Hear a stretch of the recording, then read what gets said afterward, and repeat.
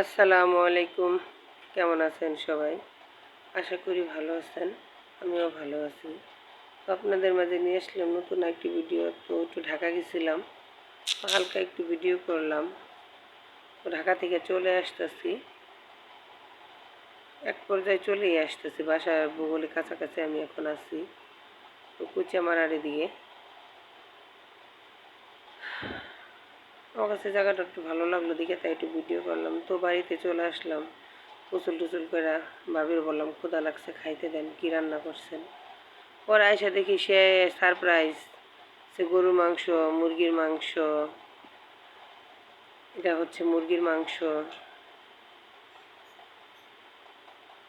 এটা পেঁয়াজ, লেবু, কাঁচামরিচ কাটছে, মানে শসা নাই তো তাই শসার বদলে এই সালাদ। এগুলা পোলাও ভাত, মানে পোলাও, সাদা পোলাও রান্না করছে। তো আয়সা তো অবাক, দুনিয়ার কিছু রান্না করছে। এটা কাতল মাছ, না কাতল না, এটা রুই মাছ। রুই মাছ ভুনা করছে। তো মোটামুটি ভালোই আয়োজন করছে। ভালো থাকবেন।